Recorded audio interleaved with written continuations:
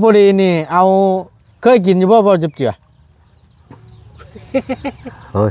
เซ็ตบาทนี่บ่เคยเอาให้เบิ่งก่อนเอาเบิ่งก่อนเบิ่งคักๆยกขึ้นใกล้ๆเบิ่งคักๆมันแม่นหยังนั่นเอาแม่ยึกเงือตีแม่ตีเอาเอาเบิ่งปูเสียงเพิ่น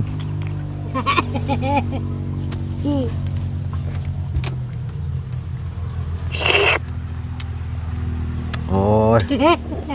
จังสิเลยโอ้ยเป็นอะไรรสชาติมันบอกให้ฟังแน่แอมฮะแอมแซ่บหลายโอ้ยหัวใจแล้วอ่อนแซ่บหัวใจอ่อนกินแดดนี่ละอ่อน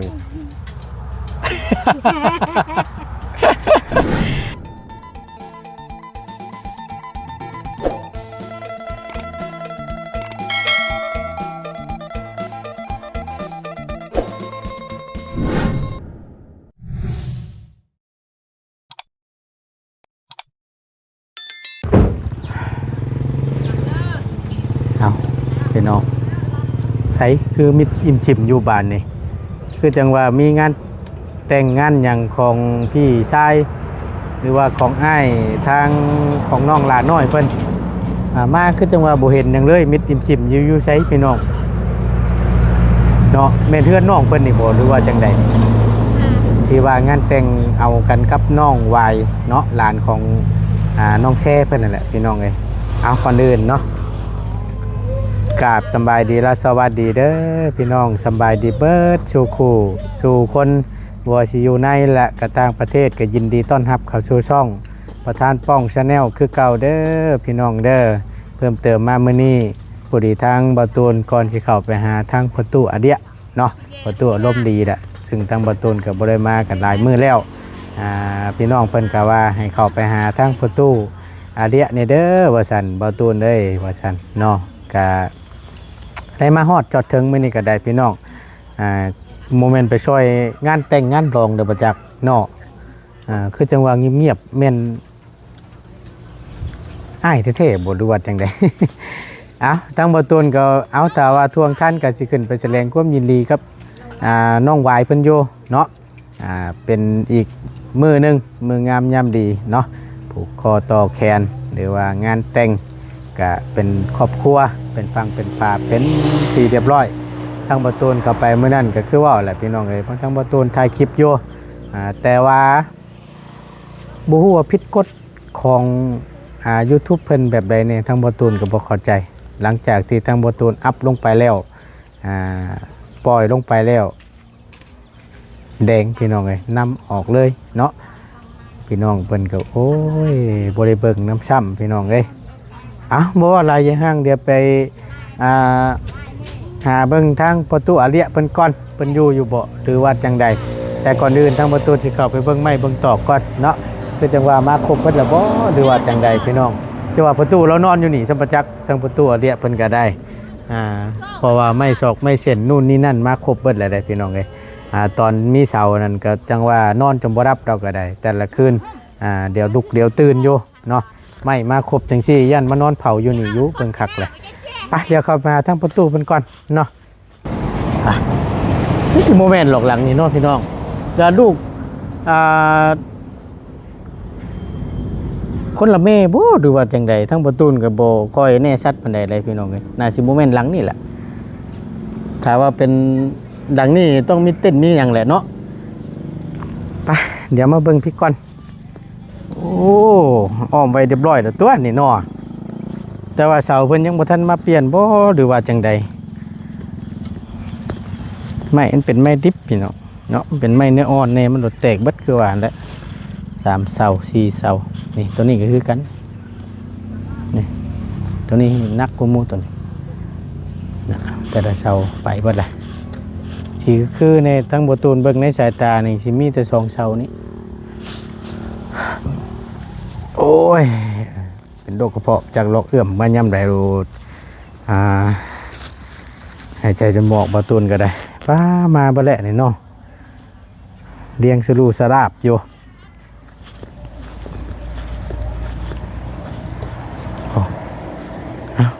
บ่ตูนย่างเลาะเพิ่นก่อนจักหน่อยหนึงเจ้าว่าโจรขโมยลักไปแล้วบ่จักโอ้กะเกียมไว้ให้โอ้ยอย่าบ่ตู้เรามานอนนี่อยู่เบิ่งคักแล้วนี่เห็นแตะผ้าแล้วน่ะกองออบหยอบอยู่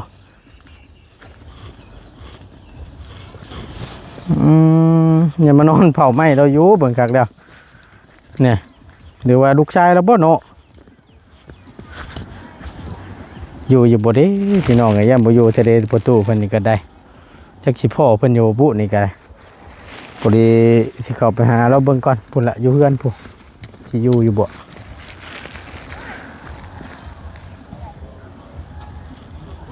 นอนนี่มุ้งก็บ่มีกลางเลยพี่น้อง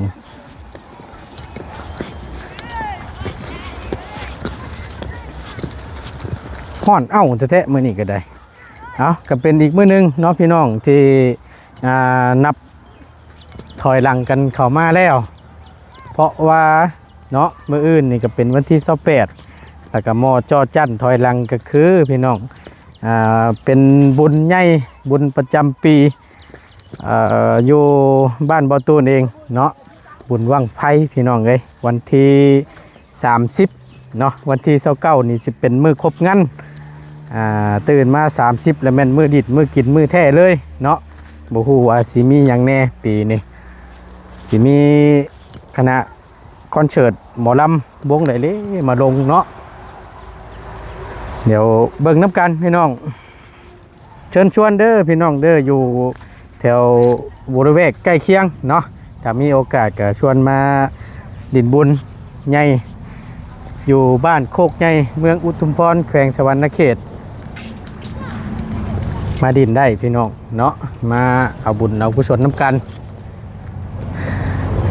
เชิญชวนเด้อพี่น้องเด้อเนาะบ่ฮู้ว่าปีนี้สิมีบั้งไฟจักบั้งแน่ไม่ยังคนช่วงอยู่น่ะตัว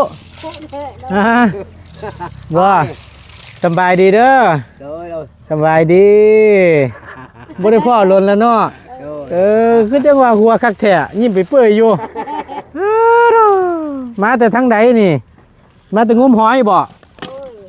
ลูกเฮาไปเฮ็ดห้องหอยลูกเจ้าไปงมหอย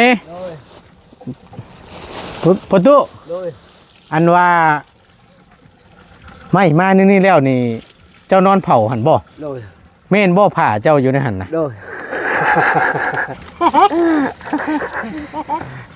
ยุ่งบ่ครบเจ้าบ่ไอ้ชัยมงไอ้เชียงไฮ้อ๋อใส่มงไอ้เสียงเอาให้นอนเบิดคืน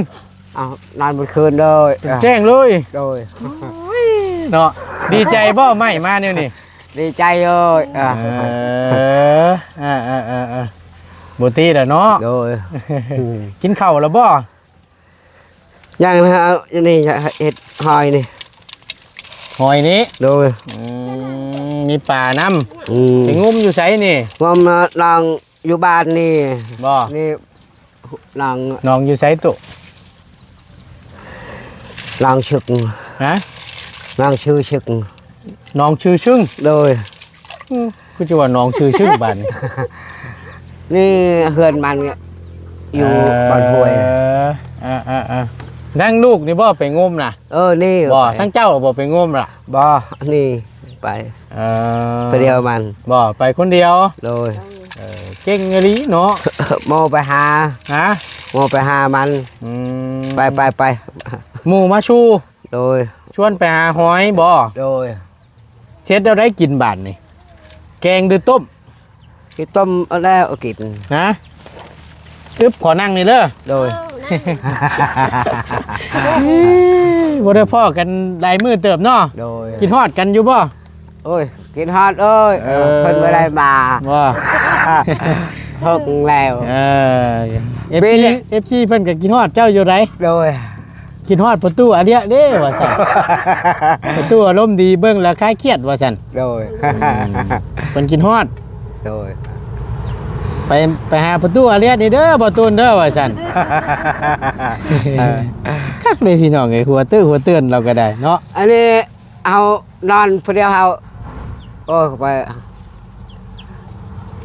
เพิ่นบ่ได้มาบ่ข่าวเวียกเอ้ยเพิ่นบ่ได้มา เฮานอนแล้วก็เบิ่งกันเฮาเมียนี่เฮาโทรโอ้ยอยู่ชัยบ่มื้อนี้ว่าบ่ได้ไปเฮือนเฮานี่คิดฮอดเมียอยู่บ้านแล้วบ่งานเฮายังถามนี่ก็อันนี้ก็บ่มีโอ้ พี่น้องเข้าใจบ่เนาะเอาเดี๋ยวประตูจะอธิบายให้ฟังคือประตูนี่บ่มีโทรศัพท์เนาะ โดย ถ้าว่ามีโทรศัพท์นี่สิโทรถามทั้งทีมงานว่า โดย ได้เข้ามาบ่มื้อนี้ โดย อยู่ไสกลับบ้านแล้วบ่ โดย กลับไปหาลูกหาเมียแล้วบ่เนาะ โดย ถ้าว่ามีโทรศัพท์นี่สิโทรถามแนวนี้ โดย แต่ทางเจ้าน่ะบ่มีเนาะ โดย ก็ได้บ่ได้แอนได้ล่มช้ำ โดย สิเข้ามาหาอยู่บ่มื้อนี้สิเต้ถ้าว่าไล่โทรศัพท์คือของเฮานี่สิดินเป็นอยู่บ่ฮะ คือว่าเป็นด้วยเฮา นี่ถ้าสัมผัสคือของเขาแบบสิดินเป็นบ่นี่นี่ เป็นเฮากบเฮาเห็น ฮะ เฮาเบิกเฮาโทรได้ แบบซี่นี่สิเฮ็ดเป็นอยู่บ่สิดินเป็นอยู่บ่นี่นี่สัมผัสเป็นอยู่บ่ถ้าสมมุติได้มานี่เฮ็ดบ่เป็นซ้ำเฮาอ่ะ โดย หักแต่อยากได้เนาะ โดย เอาไปแกงโน่นล่ะเอ้ยเอาไปต้มโน่นไปโอ้ยไปหา ว่าเรียก ว่า ว่า ซั่นเนาะเอาพอดีนี่เอาเคยกินอยู่บ่จับเจือ โอ้ย เซ็ดบาทนี่ บ่เคย เอาให้เบิ่งก่อนเอาเบิ่งก่อน ซื้อไปบ่เคย เบิ่งคักๆยกขึ้นใกล้ๆเบิ่งคักๆมันแม่นหยังนั่น เอาแม่ยึกngườiตีแม่จี เอาเบิ่งคัก โดยกินนี่บ่แซ่บเอ้ย ๆฮะ แซ่บบ่นี่บ่กินบ่ จังหวะต้องลองตัวนี้ ทั้งเชื่อแซ่บเฮาบ่แซ่บเจ้าก็มีเคยกินอยู่บ่ โดยบ่เคยกินบ่เคยได้กันมีเงินคือชื่อคือธรรมดาคือกินอยู่กินประชาติ บัดถามว่าแบบซี่ อันนี้คือตัวจริงชื่อต่างประเทศเนี่ยเขารู้จัก หนังสือต่างประเทศ เอาบูจัก รู้จัก เฮ็ดจังไดบ่ายนี่กินมันสิบ่เบื่อบ่ตุ โดย ฮะ กินเนี่ยโอ้ยแซ่บโอ้ยนำนี่ แซ่บบ่ แซ่บ ใช่ว่าบ่เคยกินเอาลองเบิ่งซะเอาเปิดเบิ่งดู เปิดเป็นอยู่บ่เอาปูเสียงเพิ่น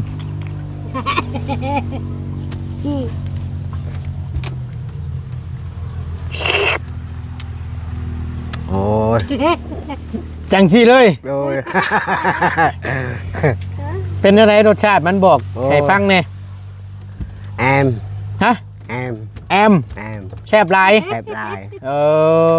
อ โอ้ยหัวใจแล้วอ่อนแซ่บ หัวใจอ่อน อ่อนกินแดดนี่ละอ่อน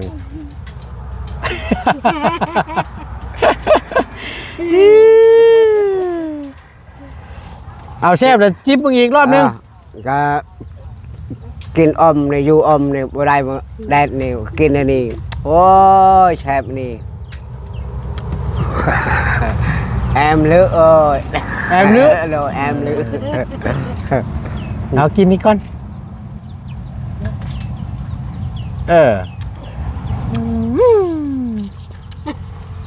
สมแขวจ้อยๆบานนี่สินอนรับอยู่บ่บานนี่ โอ้ย บ่แรงนี่จะนอนบ่รับสัมปจักษ์ โอ้ยนอนเลย ฮะ บ่หลับก็นอนเลย นอนมันดีดเด้ บ่ กินนี่นอนบ่รับได้ตัวไอ้นี่ บ่เคยกินซ้ำเอ็มสปอร์ต โดยกินเอากินหมดเอาไอ้นี่ก่อน บ่ ยังว่า vào ยังเว้าอยู่ ว่ายอมกินบ่ rồi โอ้ย con เนาะ vào đây non này con bạ này ao làm nừng nữa ôi vào đây chút đó khà khà không tròn sẹn หืม bẹt nè เท่าไหร่ con mồi này ôi vào đây ướt đó có tròn sẹn แนวมันแหละ คำคนกี่รักมาลักเนาะ โดย คนขโมยเอาไปขาย rồi จะได้และเงิน giặc đây ngon เพราะฉะนั้นเราเผาให้ดีๆเด้อตูเด้อ rồi hao non không mưa mà bưng chỗ này phải bưng เจ้าน่ะนอนผู้เดียว rồi นอนคนเดียวจะบ่เผาไหม้นั่นน่ะ non phụ đeo hao phụ đeo. cá bạ mịt lời vô phụt ปาผ้าปามีดไว้หันเลย rồi ยามกลางคืนนั่นแหละ rồi ป้องกันตัวเนาะ rồi ตั้งเตือคนขโมยมาลักไม้นี่ห่วยเนาะ rồi พอได้อาศัยป้องกันตัวเด้อเนาะ rồi ทั้งบักหลาบ่ได้ไปเฮ็ดงานบ่ล่ะฮะ ơi man mưa bay mưa vào đây bay vô mưa อืม มือไปก็ไปเนาะ rồi มือใดเมื่อยก็พักผ่อน phát phàn ไปซอยทางพ่อน้องหลานน้อยเพิ่นเฮ็ดห้องน้ำบ่ห่ำแม่นบ่นี่ยังปนปนยังน้อยเดียวแล้ว อืม มันเห็ด บ่ใกล้สิแล้วแหล้ว nha ยังอยู่ยังหลายบ่ยังหลายเติบบ่ลำหัวเจอตั้งนะ เอาตัวนี้บาทนี่เอามาให้ผู้ชาวกินตัวนี้ ชิมึงดูเคยกินอยู่บ่ hơi ฮะ hơi เคยอยู่ đôi เบิ่งคักๆมึงดูน้ำหยังนั่นน่ะ เบิ่งคักๆว่าแต่เคยกินเลยน้ำหยัง năm năm chục triệu của anh đã thôi này em lăn น้ำหยัง lợn nghiêm anh em ละเงียม đôi ละเงียม đôi แปลว่าหยังเนาะบาทนี้โอ้ยเป็นจังไดบอกรสชาติเนี่ยเป็นจังได à cha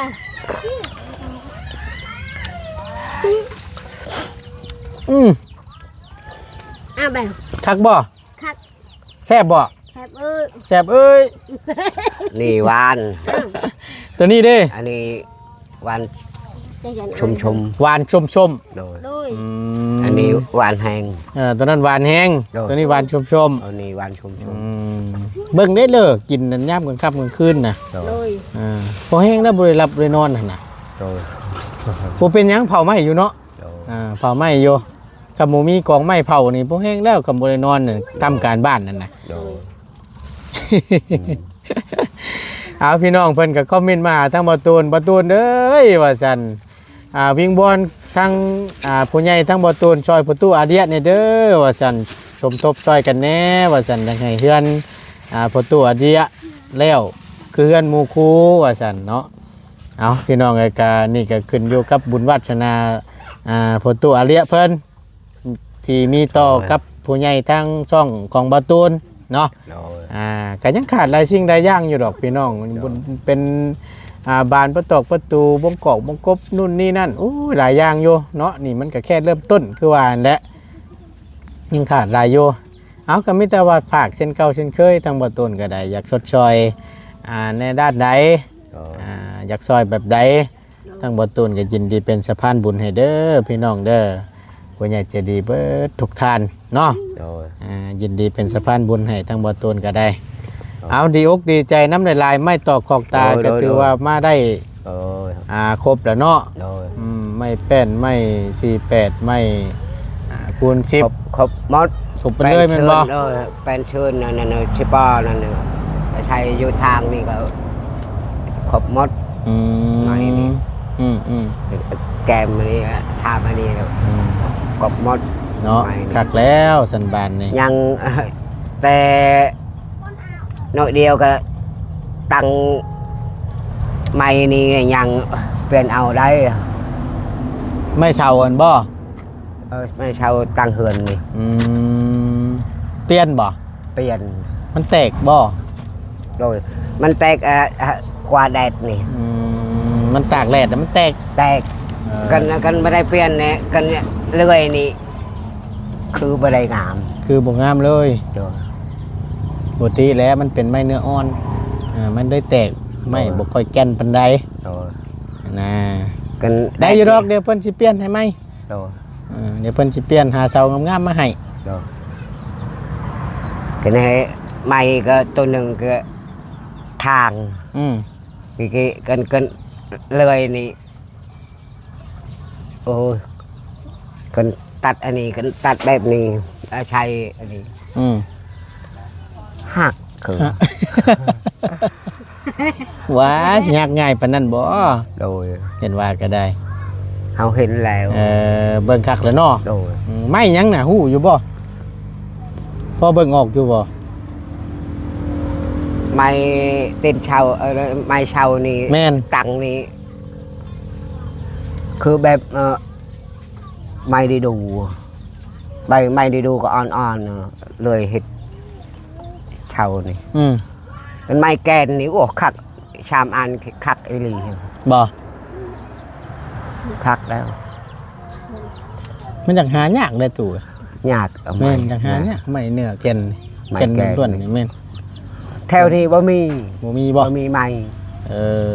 ฮะนั่นแหละ โดน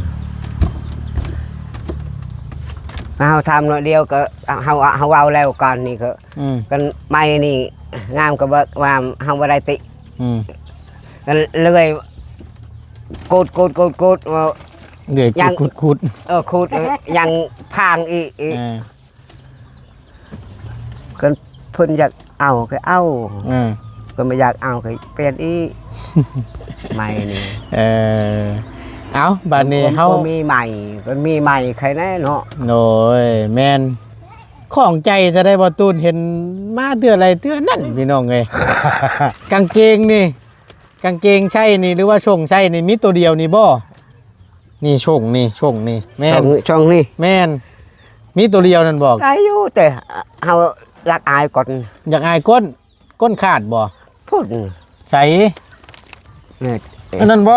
คนไทยทหารเฮาบ่ได้อาใช้ คือบ่ใส่มันบ่ฮ้อนแข้งฮ้อนขาบ่ใส่ที่ส่งกระสันนี่ เฮาแต่ใช้สินี่ อันนี้ช่องทหาร แล้วใส่นี่ประจำเลยพี่น้องเอ้ย โอ้ย เห็นประจำทั้งบ่ตูนก็ได้ก็เลยถามเบิ่งว่ามีตัวเดียวบ่ส่งกระสันนั่นน่ะ มีเฮาอาใช้ คือบ่ใส่ตัวใหม่นำแน่มันบ่คักซ้ำตัวนี้บ่ อาใช้นี่ เป็นทหารใครแน่ เขาแบบเอาไปยาก ปะอยู่พุ่น คำว่าใส่ส่งไล่นี่เป็นทหารกล้าใส่อยู่แต่ว่าบ่เป็นทหารบ่กล้าใส่บ่ บ่ได้บ่กล้า โอ้ยใส่หมดแล้วมันสิเป็นหยังเพิ่นให้ใส่อยู่ โอ้เฮาปะ อ่า ปะนี่คนลาวให้ อื ลาวให้นี่เฮ็ดมันพอใช้ มันเฮ็ดมัน อันนี้โดยช่องเฮาให้หาไม่งั้นอยู่ปะอยู่พุ่นนี่เฮาปะอยู่นี่เฮาบ่ได้บ่ เฮาเป็นทหารใครแน่ หลักอายอ่ะ อย่างไงใส่ส่งไล่ว่าซั่น โดย เนาะอายเฮ็ดหยังเพิ่น เป็น ให้ใส่ ช่อง ก็ใส่ ธรรมดาเฮาใช้ช่องธรรมดาลื่นกว่าเราใช้ช่องนี้แล้ว ก็ตอนนี้เขาอยากได้ตื้อนี่ก็บ่มีช้ำ อยากได้เพียงหัวเข้านี่บ่ โดย บ่มีใส่เบอร์หยังอ่ะ ฮะ ใส่ส่งเบอร์หยัง อันนี้ก็ยังหน่อย บ่ แต่ เอวเจ้านั่นใส่เบอร์หยัง นี่ แม่น โอ้ยขา58ผู้ 8 เบอร์ฮะ 8 เบอร์8 โดยเบอร์8 โอ้ดีหลังตับอยู่ โอ้ยเนาะโอเคพี่น้องเอ้ยก็ถือว่ามาเยี่ยมยามทักทายกันเนาะเข้ามาหาทางประตูอเดียเพิ่นมื้อนี้ก็ได้อยู่เฮือนพอดีเนาะ โดย ก็ดีใจน้ำในลายที่ไม่ตอกขอกตามาฮอดจอดถึงแล้วตูเด้อ โดย มีข่าวดีจังไดทางช่องทางเฮาเดี๋ยวเฮาสิมาแจ้งเพิ่มเติมให้ครับผู้นำเด้อ โดย ยินดีนำเด้อ โดยไปบัดนี้เฮาไปเวียกต่อก่อนเด้อ โดย โดยอยู่ดีมีแฮงเด้อ โดย โดยโชคมานร่ำรวยเด้อ ลำรวย อ่า บ่แรงเนี่ยไปนอนพุ่นต่อเนาะ โดย นอนคู่มือเลยเนาะ โดย อยู่เฮือนนี่แม่นป้าให้ลูก โดย กับเมียนอนเนาะ โดย โอเคพี่น้องเลยไปตั้งประตูนก็จะได้ล่ำลาแล้วก็จบคลิปลงไว้เพียงสำนี้ก่อนอยู่ดีมีแห้งพี่น้องพบเจอกันคลิปหน้าสำหรับคลิปนี้ขอกล่าวคำว่าสำบายดีเด้อพี่น้องเด้อฮ้อนแต่ป้าดโต